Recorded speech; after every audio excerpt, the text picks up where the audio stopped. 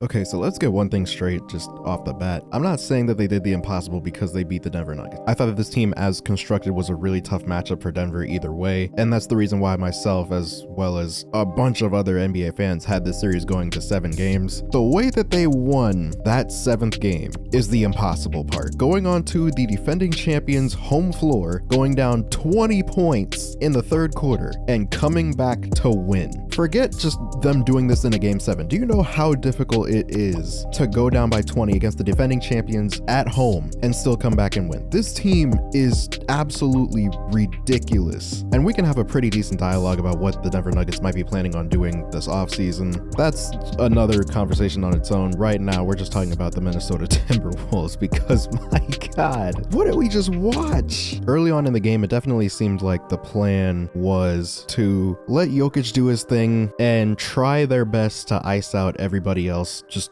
out of the offense. They weren't really doing a good job of that. Jamal Murray was hitting some crazy shots, which you'd expect at this point. This was actually looking like it was going to be the Jamal Murray game that we've been waiting for this entire playoffs. He had 24 points in the first half, 8 for 15 from the field, and it didn't really look like it was that difficult for him. You weren't really getting a lot of production out of the rest of the team outside of Jokic, who, by the way, had 15 boards at halftime, but it didn't really matter at that point because they were still up 15, and now their secondary offensive player in Jamal Murray is cooking. Everything changes in the 3rd quarter. While it did seem like for a good portion of at least the start of the 3rd quarter, the Minnesota Timberwolves were just gonna roll over. They were down by 20 points, 58-38. I'll remember that score, and Denver Nugget fans will probably remember that score for a long time. And they made some pretty key adjustments. They focused, well, to start off, they focused a lot more on rebounding in the second half, but also they switched Anthony Edwards onto Jamal Murray, and he played absolutely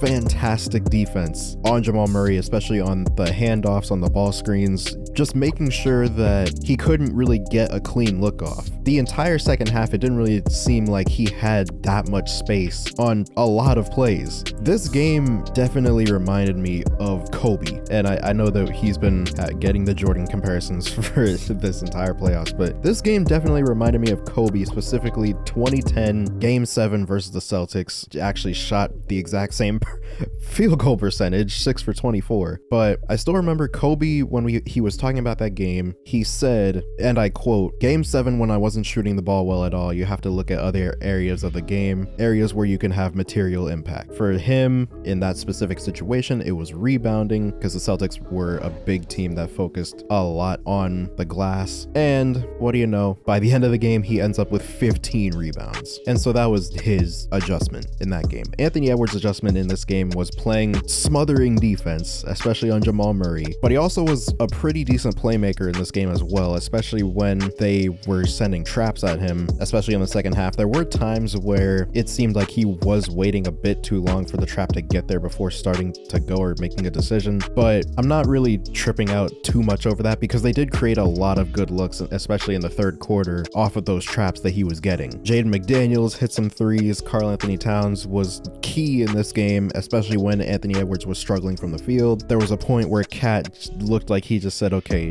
my guy is struggling. I need to get going on offense here. There was a 3 that he hit in the first half and just a bunch of shots in general, especially in the 2nd quarter, to kind of keep the game closer than what it probably would have been. And so there was that. Karl Anthony Towns had a fantastic second half. Really, everybody on the Timberwolves did. Jaden McDaniels, he was pretty solid throughout the entire game. Rudy Gobert was he was on absolute fraud watch the entire first half, and I sort of understand where people were coming from because of the offensive liability that he was very quickly becoming. But he had those types of plays, especially in the 4th quarter, where you just forgot about everything. He had some key blocks in the second half. He had of course, the play where he catches the ball on the inbounds. There's no time on the shot clock, and he just fires up a Jokic style fade away from about 17 feet feet, goes about 3 miles in the air and just goes in. And it's one of those shots where you're just like, okay, that went in. There's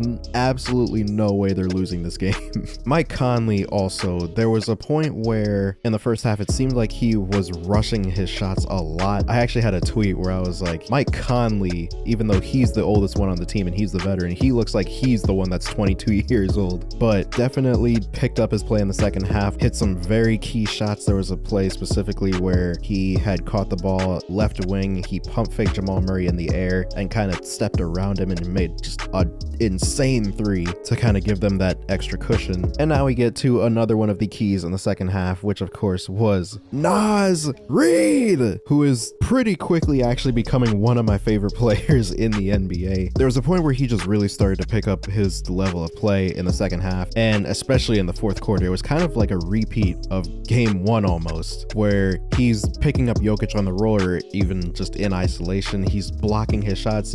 He had 2 blocks in this game. Both of them were against Nikola Jokic. He was grabbing offensive rebounds, put back dunks, knocking the ball away, just like everything that you can possibly want, he was doing, especially in that fourth quarter. And I believe I said in the last video when talking about just the craziness and the randomness of game 7s, I wouldn't have been surprised if Naz Reed or someone like Naz Reed had a crazy game. And what do you know? He did it. But back over to the Nuggets, it seemed like in the second half, they were really gassed. Nikola Jokic played 46 minutes, almost 47 in this game, which he never does. And it really showed in the second half. He was settling for jump shots a lot more than we're used to seeing. He took 10 3-pointers in game 7, which is the most threes that he has taken since February 11th of 2022. And so you can definitely see how fatigue might have played a factor. There was a point that Kenny made in his video where he realized that Nikola Jokic didn't really get his normal third quarter rest, which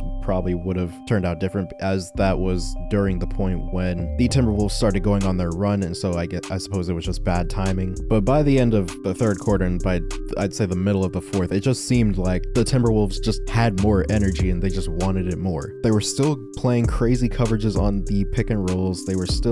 Anthony Edwards was still hawking Jamal Murray until the last play of the game, even though they were up by 8. Like, he literally played until the final buzzer. That man should have the utmost respect from all NBA fans just everywhere, because he definitely, even though he wasn't shooting the ball well at all, he just made every other winning play. From the steals that he was getting coming off of the Jamal Murray ball screens, to the key shots that he hit first to cut the lead to 1 before going into the fourth quarter, which undoubtedly gave them a crazy amount of momentum, and then also hitting the dagger 3 to put them up 10, and also talking to a fan that had been, I assume, talking to him the entire night. Man, this is just crazy. Aaron Gordon, Michael Porter Jr. were offensive non-factors in this entire game. Michael Porter Jr. had 7. He had a drastic fall off from his performance against the Lakers last series. The Minnesota defense was definitely a different look for him, and you could see it all throughout the series. The only looks that he was really consistently getting were pull-up threes in transition. Aaron Gordon, they did a really good job of slowing him down on the rolls, and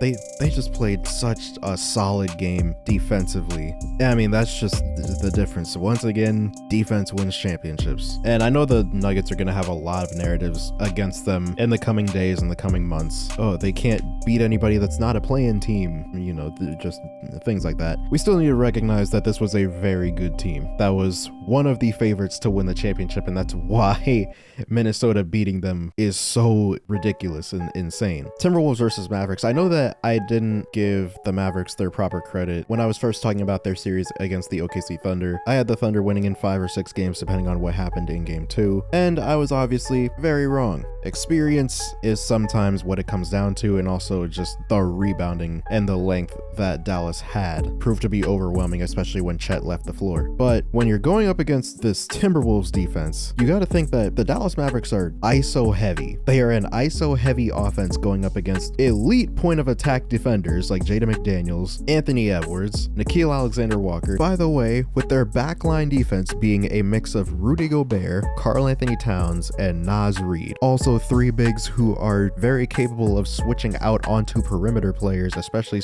ones like Luka Doncic who are a bit slower, and being very mobile on that end as well. It is going to be very interesting to see how Dallas is going to deal with that, because I don't think that they are going to be able to. Now, we can have more conversations once we actually see them face off, but that's just my prediction for now. The Minnesota Timberwolves are going to the finals. The Boston Celtics are going to the finals. If the Boston Celtics somehow lost to the Indiana Pacers, then my God, that needs to be the biggest conversation of all time, but it shouldn't happen. But that's about it from me. I hope you guys enjoyed this video. Subscribe if you're new. Hit the bell to be notified when I upload. Comment down below what you want to see next. And as always, I'll see you guys in the next one.